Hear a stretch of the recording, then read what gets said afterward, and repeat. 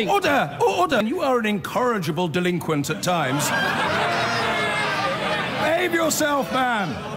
Well, as the Health Secretary, Matt Hancock, was telling MPs how the Channel Tunnel will help with the supply of medicines if the UK leaves the EU without a deal, the government was being threatened with a judicial review over its plans to prevent a break in supply. The so-called serious shortage protocol was brought in by the Department of Health in January. It was meant to allow pharmacists to substitute medicines if a particular brand of drugs wasn't available.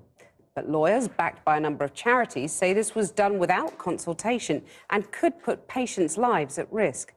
Victoria MacDonald has this report. Faye Wadhams has not had an epileptic seizure for more than a year now. It has, she says, taken nearly 4 years to get her medication correct. So it was with some concern when she heard the government suddenly announce that pharmacists could swap drugs prescribed by a doctor if there is a shortage. You can't just play with medication. It's not as simple as taking a paracetamol for a headache. The serious shortage protocols became law in January, but when the charity SUDEP Action complained to the Department of Health and Social Care, they were told epilepsy would now be exempt. Neither they nor Faye Wadhams are reassured. If you start messing about with my medication, you take away my ability to work, my ability to look after my child. It impacts my family. You can't just play about with medication. It's not as simple as swapping one pill for another. Now the department is facing a judicial review with claims that government had failed to consult on this legislation.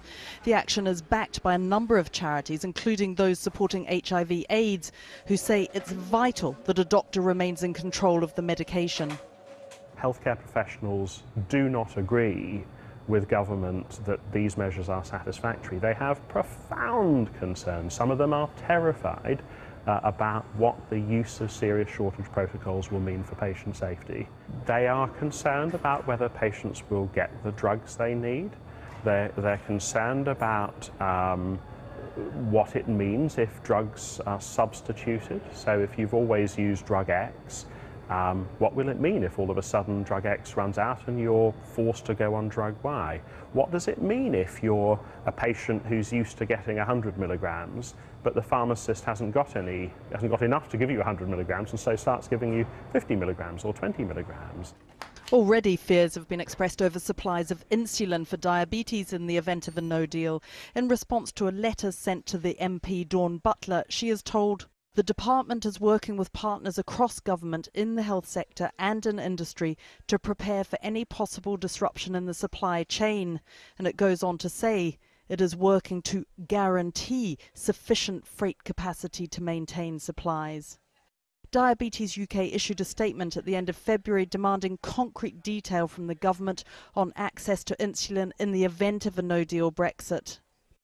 Very quickly, the charity was called in to see government officials, and now they say that they are happy with those plans, although they haven't told us what those plans are precisely.